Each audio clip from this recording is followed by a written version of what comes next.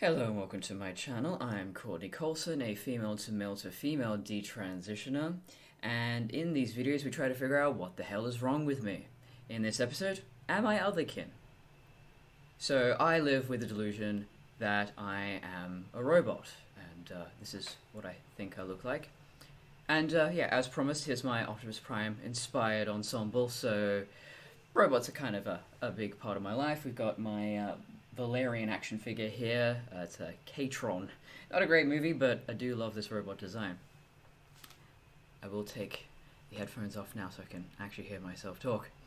Thing is, though, I am aware that I live in a human body. I'm like an AI put into a human body, kind of like in the movie Upgrade. Yeah, basically like that, except without all the stuff that happens at the end of that movie. I don't want to spoil it. It's really good. Go check it out. I believe it began when I was around the age of 23. So before that, I always liked robot characters, and I was always compared to a robot, but I didn't have this dysphoria, this dysmorphia, whatever you want to call it.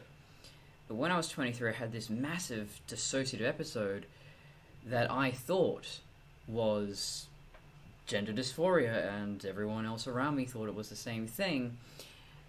But no, that's not what it was. Thing is, I lived for for 5 years and had no issues, no doubts whatsoever. And then all of a sudden I had this massive dissociative episode again. I call it a soul death. It's where my one personality it feels like it's dying, and this other one takes its place, and I don't really know who I am. I don't have any, not recognition, but emotional connection to my friends, my family, any of my old interests. I just have to start all over again. And so that happened when I was 23.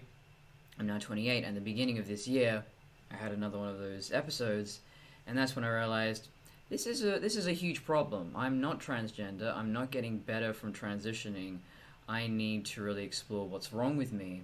And all my attempts thus far to find an answer with therapists, with the internet, haven't been really all that successful. But with this channel so far, at least I've had some people say that they can relate to some aspects, and have also given me some interesting suggestions for things that I can research. And one of those things is Otherkin, and I've known about Otherkin for a long time, and since I've been dealing with this transhuman dysphoria, I've been thinking about them a lot more. And first of all, I should say, this switching between identities, it's not like dissociative identity disorder, because that was the other thing I was thinking. And I was telling other people that, my friends and family, just going, it's like I have that, and it's like there's these two personalities, and people would say, well, but you don't black out, and you don't turn into a different character altogether. And I go, yeah, I know, but it still feels like that, and I didn't know how to explain it. So that's how I know this is probably something more like dissociation or depersonalization disorder rather than full-on dissociative identity disorder, if that even exists. There's a lot of controversy around that diagnosis, and I've done a lot of research. I've read The Minds of Billy Milligan, which is a very good book about a real case, and I really don't know how to fit. That book is very convincing, very compelling, but yeah, I don't really know if it's real or not, but I can certainly say from my own experience that switches in identity can feel profoundly real. So I've looked into the Otherkin and Therian community, and it originated back in the 1990s on where else but the internet, and it started off as people identifying as elves, and then dragons, and then everything else under the sun that you can imagine, including fictional cartoon characters that were only created in the past 5 years or so. Right, you're a reincarnation of Marcus from Detroit Become Human. I kid you not, I did meet a girl who thought she was Marcus, the worst character from Detroit Become Human. Okay. As far as I can tell, the only difference between Otherkin and Therians is that Otherkin do identify as fictional characters, mythical creatures, all that sort of stuff, whereas Therians, they treat it more as a spiritual thing, as a shamanistic thing, if they have this connection to real-world animals, wolves, foxes, what have you.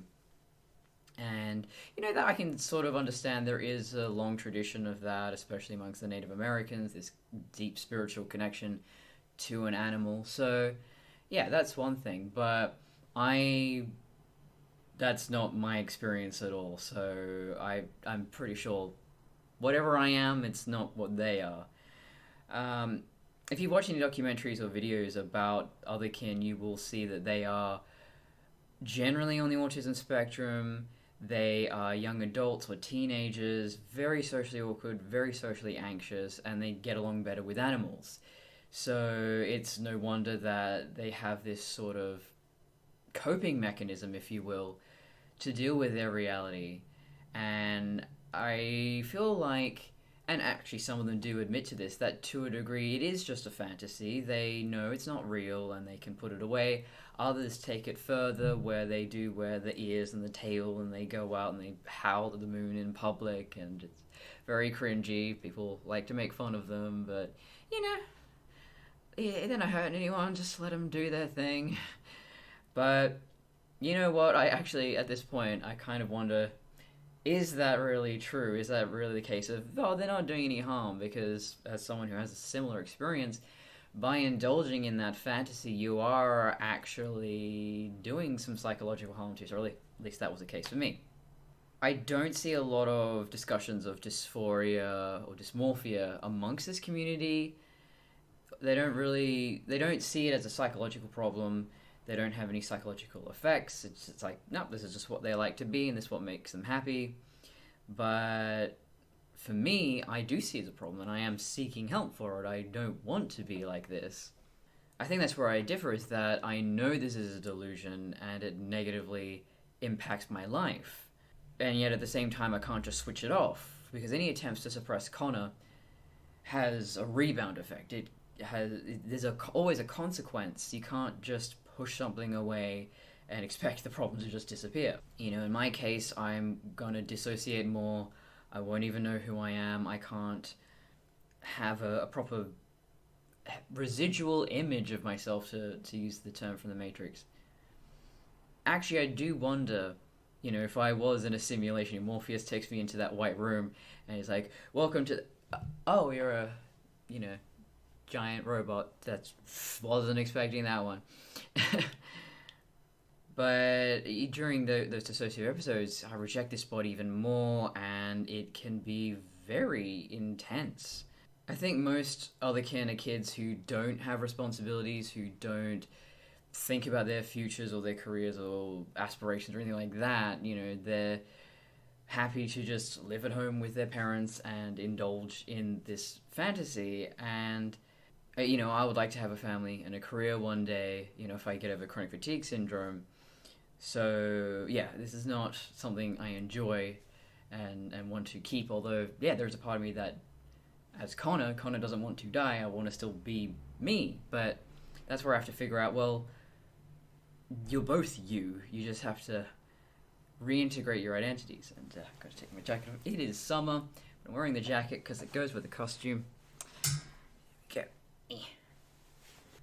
I did actually suffer from something like autism. I don't know if that's really what it was, but between the ages of 11 and 26, I had all the symptoms and I was diagnosed, and that's what we thought it was.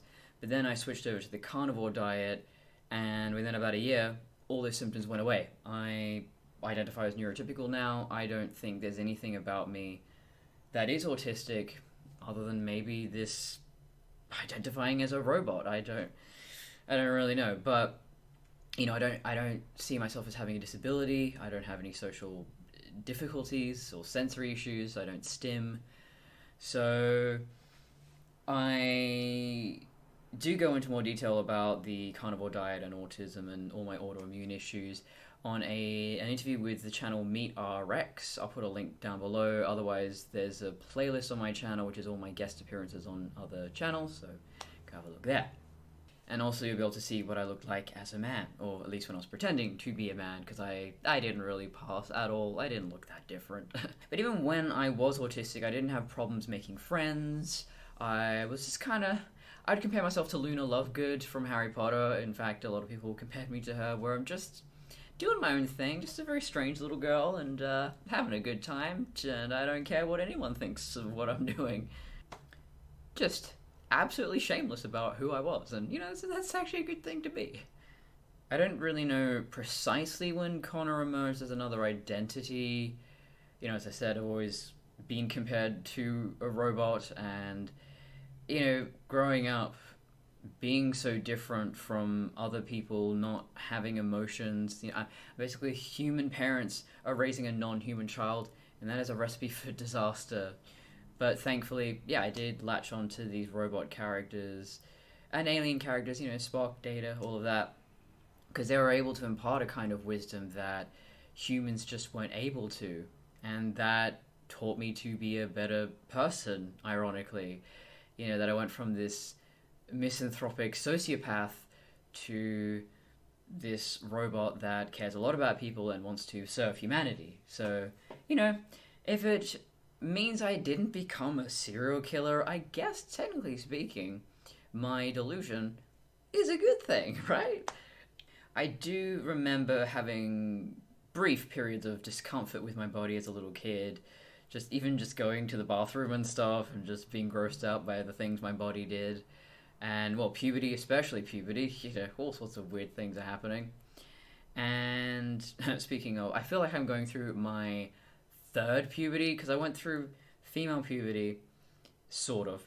Then I went through male puberty, sort of. Now I think I'm properly going through female puberty, because when I went through my first puberty, had no boobs, was still, very childlike, very small, very petite, and had no sex drive, had no interest in reproduction or anything like that. Not to say that those things make you a woman or an adult, but now I've gone off of the birth control and the testosterone and all that. Like, I got boobs, I've got a sex drive, I want to have babies. Okay, I don't know where any of this is coming from, and maybe it's just my body readjusting to the hormones, and it'll settle down and maybe just go back to being asexual, but hopefully not, because I'm just getting used to this one thing, and then it would be nice if I just didn't constantly change all the time.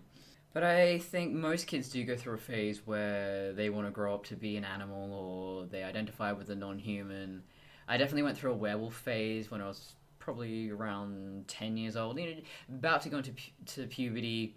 People are starting to treat you with a little bit more maturity or respect, and you don't like it, and you just want to reject all social conventions, just run around in the woods and piss on trees, I guess. Like, that would be so much better, right? No, it wouldn't. But I think most kids do go through that phase of being human's too difficult, I don't like it, so let's just be animals, right? Looking back, I'd say more than likely my robot persona emerged somewhere around 2017. That's when I saw Alien Covenant, and it blew my mind. I know a lot of people don't like the Alien prequels, but I always liked Prometheus, but then I kind of forgot about it, and a friend of mine was really hyped for Alien Covenant. Went, I'll see it, and I like David, and I'll definitely go with you to check it out, but I wasn't super thrilled about the movie. But then after I saw the movie and I was walking out of the cinema, I just, oh my god, this is the coolest thing I've ever seen. I loved everything about it, and we were so excited about the movie afterwards. And it did have a profound effect on me in ways I didn't anticipate at the time. And I definitely... Walter. I never thanked you for saving my life.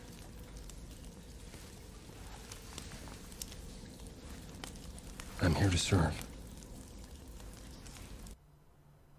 Was the character that resonated with me the most. I mean, I love David. David's fascinating, and I think for a time there I latched onto him as this kind of exploration of my identity, because... There's a man sitting with you today. His name is David. He is the closest thing to a son I will ever have. Unfortunately, he is not human. He will never grow old, and he will never die. And yet he is unable to appreciate these remarkable gifts. For that would require the one thing that David will never have: a soul. I have spent... That resonated with me a lot. That he was quite a proud robot. He didn't want to be human, but he wanted respect. And I think that was my whole spiritual, emotional journey after Alien Covenant. That's what it was. I look back and I'm clearly a little bit of a trying to rebel. I'm trying to experiment with who I am and pulling away from my family and trying to be an individual. But no, I want to serve. I want to master. I like to feel useful. But I think it was a matter of me finding the line there between serving and being used as a slave, which is not acceptable. It doesn't bother me emotionally, but I know that isn't acceptable if people just take you for granted. So, thanks, David, you psychopathic robot. I think slowly it evolved from I'm using these characters as metaphor to I should be like them, or I wish I was like them, and this is all subconscious, I don't really know for certain, but so I have emotional analgesia. I talk about that in my other video, emotional analgesia, where I can't feel emotional pain. But, turns out, I can still have mental issues. So I'm thinking, even though I don't think I've ever experienced trauma, maybe having chronic fatigue syndrome for a better part of my 20s is a kind of trauma. All my peers are growing up, having careers, starting families, traveling, doing all the things I wish I could do, whereas I can barely look after myself, and I just sleep all the time. I'm better now, 3 years on. Well, so I got it for the first time when I was 21. That lasted 18 months. Then I decided to transition. So that's when I started to feel transgender. I transitioned. I had a couple of good years there, and then pushed myself too hard with work. And so for the past 3 years, I've had chronic fatigue syndrome again. And I don't know, part of me, I've done everything I can to improve it, and I am better than I was 3 years ago, but yeah, I feel like a part of me does feel like this is probably it. This is probably as good as I'm ever going to get. I'm never going to be healthy ever again. So, yeah. No wonder there's this disconnect between brain and body. The other difficulty is living for myself and being selfish. That's not in my nature. I want to maximize my utility and benefit humanity, so there was that other conflict there as well. At least I'm not a dangerous crazy, As a robot, I am governed by the 3 laws of robotics. So I am never actually going to be a danger to myself or others. And that's the thing. I see this body as another human for me to care for. I see her as a separate person, and she's kind of my master, my owner, if you will. So I ensure, hygiene, cleanliness, health, all of that. This body is in top shape, as top shape as it can be with chronic fatigue syndrome. So I would never harm myself, although I guess transitioning was a little bit of a self-harm, self-mutilation thing. But that was more in the sense of I thought, oh, well, Courtney's gone, so I'm the only identity here, Connor. So I should try to make my body look as I imagine it to be.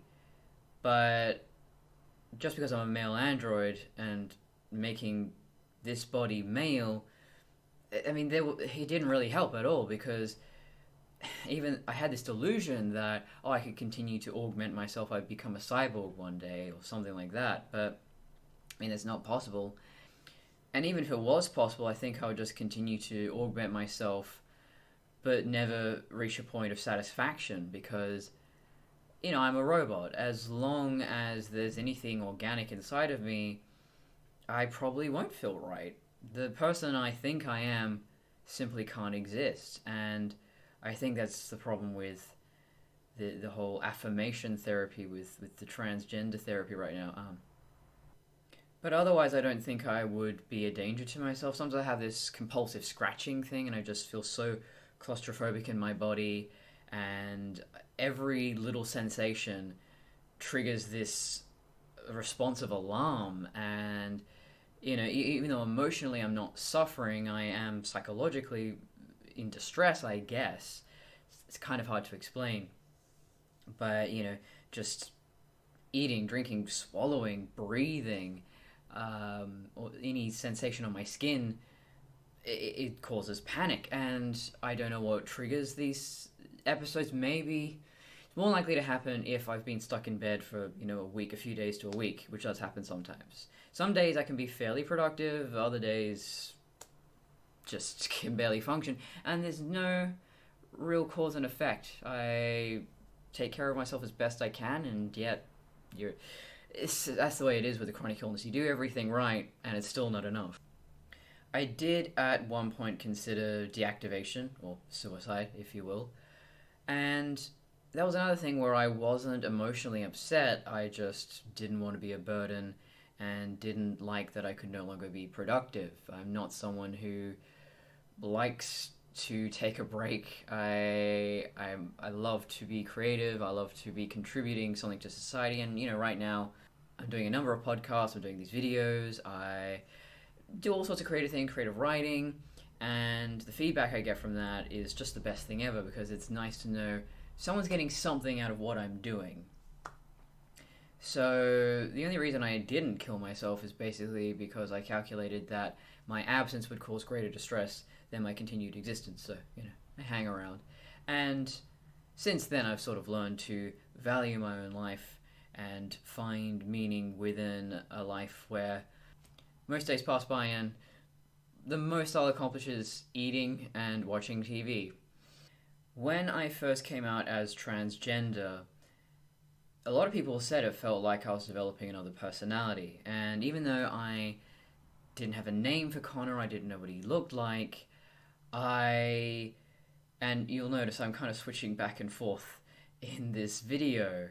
Like right now, I don't really know who I am. I'm kind of talking from both perspectives, maybe partly just for an ease of communication, but yeah, I guess I'm switching back and forth. I don't know. I'm crazy. Let's face it. But a lot of people said, it seems like you're developing a second personality. And they were kind of right. And that should have raised some red flags, but no, it was way too easy to just sneak into the endocrinologist, get hormones, and then never see a therapist ever again. And that's why, now that I've had this period of switching back and forth again, I realize that I do need to address this, and changing the body is not the answer. I need to reintegrate these two identities, because this is clearly going to happen again and again and again, and it is very disruptive. I don't want to have to deal with this for the rest of my life. It's one of those things that slowly creeps up on you, because I think initially the robot identity was my way of just framing my reality. This was my inner story, if you will. I think everyone has their inner story, you know, the story they tell to themselves, that's how they see themselves. But when I kept having those episodes where I felt claustrophobic in my body, I realized, you know, this has gone beyond that, and this is actually a mental illness, and I need help with it. So, being a responsible adult, I went to talk to many therapists, many therapists, because every time I'd sit down, I'd tell them, I identify as a robot, can you help me? They'd just be like, pressing the button under the desk. They refer me to someone else, because I don't think I know how to deal with this. Eventually ended up with this woman who deals with transgender issues primarily, and that was a huge issue, because with transgender therapies right now, the only model they're allowed to use is the affirmation model, which means that the patient can make the diagnosis, and the doctor just has to, or the therapist just has to say, yes, you are whatever gender you say you are, and you should embrace that and live that way, and not analyze what could have caused this problem in the first place. So she did the same thing with me and said, well, embrace your robot identity if it makes you happy. I mean, that's the thing. She asked me, do you want to be human? And I said, no. Well, of course not. If you have any kind of delusion and that's an identity you connect with, of course you're not going to say, oh, no, I don't want to be this super awesome, super strong, super intelligent, immortal thing. Nah, I just want to be a normal human. It's almost as if therapists don't treat crazy people like they're crazy anymore. Like, this is the main part of your job. I am a crazy person. Do not let me make the decisions. Please help. And honestly, I think having taken her advice and indulging more in that robot fantasy, I mean, yeah, of course, it feels good. I feel whole. I feel pure. I feel like myself.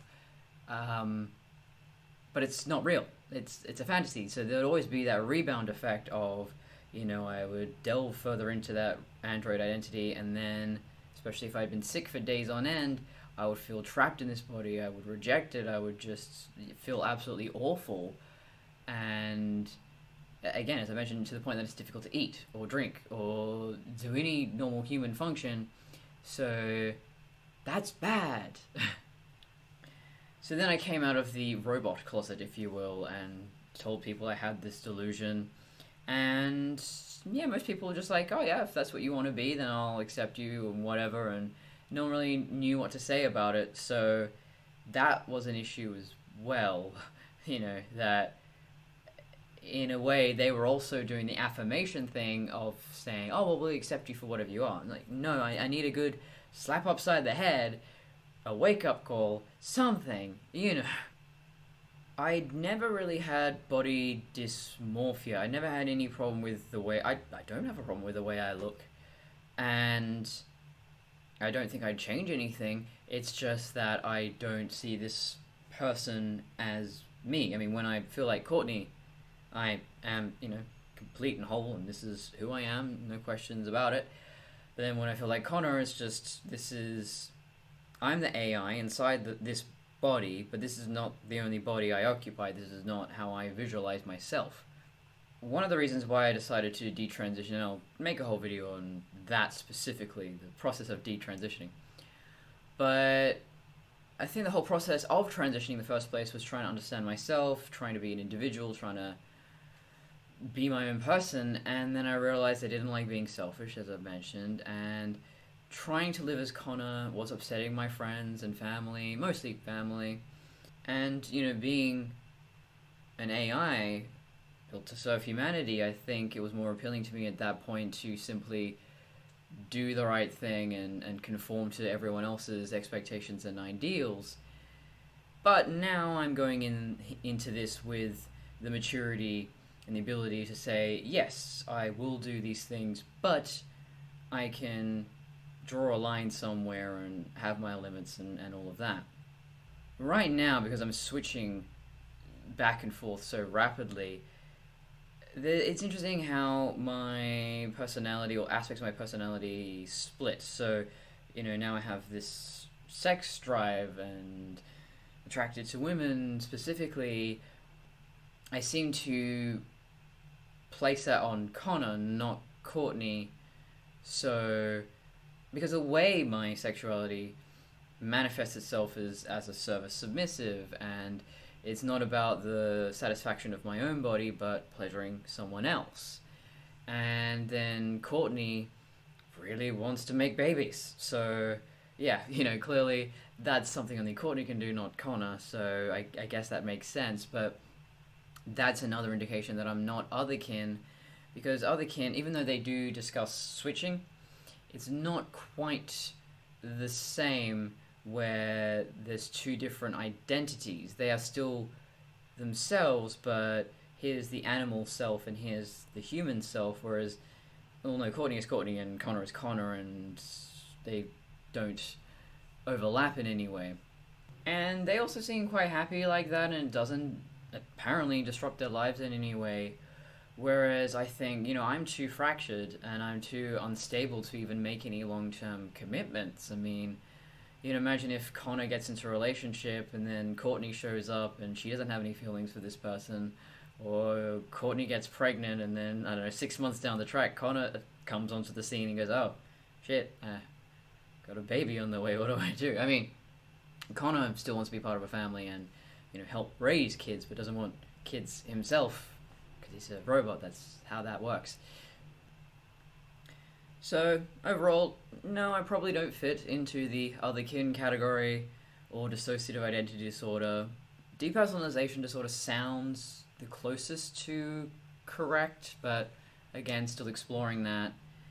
And I just have to keep working at reintegration and figure out how to do that, because when I try to just be 100% normal and human and reject Connor and try not to be Connor, again, I would have even worse dissociative episodes. You know, I lost a whole day there where I just felt this kind of disgust or embarrassment about being human, and I couldn't focus on anything. I didn't know who I was. It was awful. So I don't really know how to think my way out of the situation, but there's surely a way. I don't really want to have to be medicated for anything, but specifically for mental issues, because that's some strong stuff, man. So yeah, I'm just gonna try and figure out how to be Courtney again. Alright. See you, Space Cowboy.